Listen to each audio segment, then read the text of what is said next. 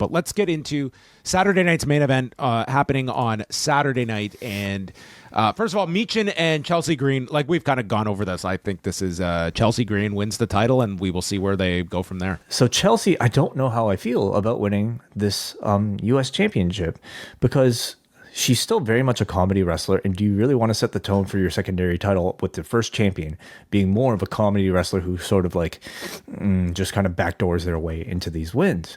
So we'll have to see how they book her. Because to their point, like it's not like she won this match by like shenanigans or there was anything some like that. It was still a pipe or distraction, but they gave her the finisher. Like, yeah, I understand what you said. Like, to me, Chelsea Green is not a character that needs a belt, but I think they're capitalizing. Like, of the women, she's one of the more popular figures. I hope they will start booking her like a more credible competitor. I mean, by all means, still cheat to win, but show a bit more sort of like athletic and like dominance, I would say. For all of these belts, men, women's, any titles, what we don't need are more like going to another era, like another European title. Like that to me does nothing. It's titles for the sake of titles. Like there needs to be some identity or some meaning to it, like a purpose to it, versus just, well, in the absence of any kind of story, they're fighting over this belt. Doing something like this, I think, satisfies maybe a lot of the crowd, that maybe myself included, that wanted to see her win the Money in the Bank. I'm thinking about it, and I'm kind of glad that they didn't give her Money in the Bank, because I think like I would have loved to have her with a briefcase, but I don't think I would have loved to have Chelsea with the actual championship. The U.S. title might be just sort of like a bit of a consolation, or it could be Michin winning it. Yep, expectations for the match itself. I think it'd be no moonsaults off the top. Let's cut those out. I mean, I think it's contingent on the crowd's attachment to it and how much they care to see, a new champion.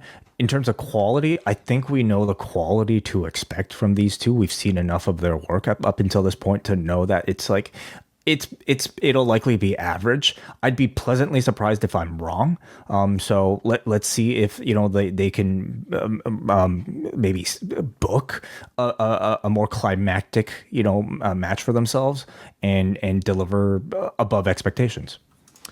Liv Morgan and Io Sky for the Women's World Championship. I don't think anyone sees Liv Morgan losing this title, but I mean, she is in there with arguably the best woman in the company in Io Sky, and I think this could be like a bit of a sleeper match on the show. Like we will see. I mean, they certainly like I'm looking forward to hopefully like a 10-minute Io Sky match on this show. Yeah. I mean, if Liv stands to have a great match with anybody, Io is really the best chance for it. This is another match where I'm really interested to see how the crowd responds. Like to me, the most memorable Io Sky match that she's had in the WWE was the one, was it in Puerto Rico? Backlash? Zelina Vega? Yeah, no, who am I thinking about? Io versus Bianca at one of those shows where she received like a massive ovation. I wonder if we'll get that similar reaction here, to the point where like the reaction is greater than I would say the push has been, because Io has really been a secondary figure in this entire feud between Liv and Rhea. So nobody buys her winning this whatsoever.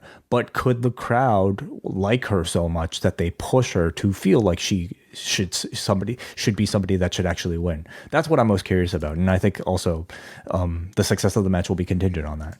Yeah, and I would be surprised if we don't get heavy Judgment Day involvement in this, and this next match with Gunther, Finn Balor, and Damian Priest. I see Gunther retaining. I think this should be a very good match that they have. It's going to be very interesting, like the time allotment that they have here with all of these matches that we see here, but.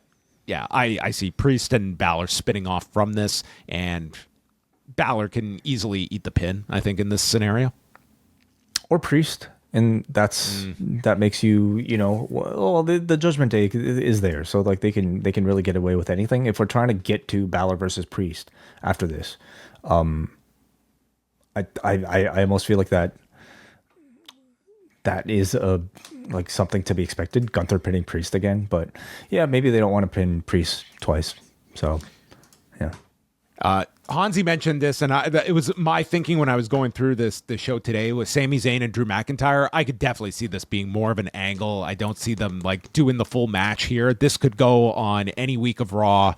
You could push this off for a later date. And just given the lineup here, like, I just don't know how you can, like, 5 matches. I think, like, that's going to be tough to. And remember, like, commercials. The commercials, there's probably going to be at least some non-wrestling segment or interview on this as well. Like, the 2 hours goes by real quick. That this one I could see being either really short and a non-finish, or just like some angle altogether that just leads to a follow-up, because they have some legs with these two that they can extend. Yeah, I also think angle, but I think a big angle, and I think it results in Sami being laid out.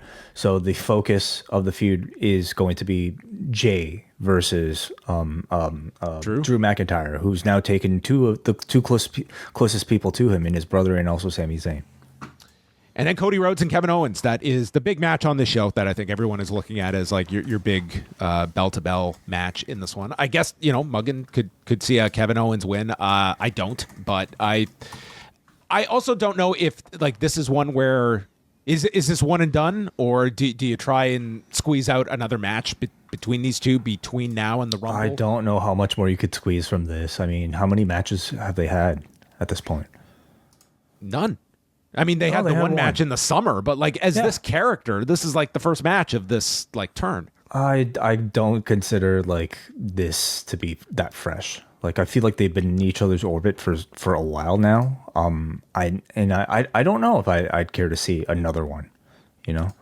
Well, like the Rumble feels like it's too big of an event for another match between that's them. also too far away. I'm more so looking at, like, do you come back for something big on one of your first Netflix weeks, or because the Rumble, we're talking almost like 6-7 weeks away. But anyway, I think this should be very good, and probably will get the lion's share of the time here. And yeah, I see Cody retaining unless they have some reason to keep this. But I think you will want to have, like, kind of the you go off the air and get some, like, satisfying outcome here with Cody. Cody retains, holds up the winged eagle. It's a wonderful moment. And maybe Orton comes in, or they go to another angle where from the past where they destroy the winged eagle title when they took Hogan's belt and smashed it. I get the sense the winged eagle will be like a constant for Saturday night's main event. I mean, they say it's one night only, but I think it'd be something great actually to attach to Saturday. Like, beyond even just the winged eagle, they should bring back the old version of the IC title, and like all the titles should be throwback titles, for one night only. That's what I'm most interested about on this show. It's not really so much the matches, it's the presentation of a nostalgic feeling attached to professional wrestling. Like, they've done all of these in the past with their anniversary specials, but I don't think we've ever seen it under Paul Levesque and Lee Fitting, or at least not with them in complete control of it. And that's what I'm most curious by. Like, how will people with taste present nostalgia? Yeah, so we got the people without taste that were producing this. And just simply having, like, the tease of this winged eagle already tells me that they're on the right track. Like having Obsession, be the theme music. Having Jesse back, like, tells me they're on the right track. Hogan, not so much, but all the other moves they've made have been, like, well received so far.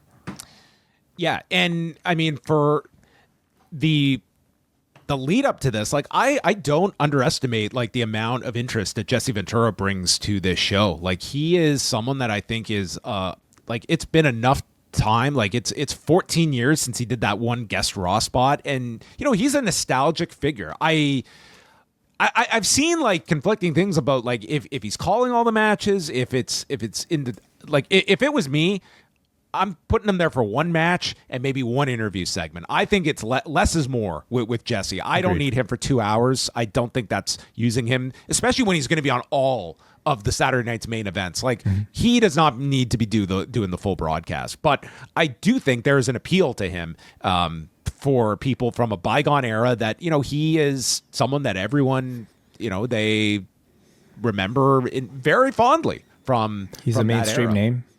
He is, and he did a bunch of media this week as well, so they're using him as, like, a selling feature on this show. So that's coming up on Saturday night, and Way and I will be doing a show late on Saturday because neither of us will be watching it live, but we will be watching it delayed and then getting a show out for you. About 11 o'clock. Roughly, yes. Yeah. If you like this video, consider joining our Patreon, the Post Wrestling Cafe. Multiple bonus podcasts every week, ad-free shows, and access to our full archive. Otherwise, a like and subscribe is much appreciated. Thank you for watching.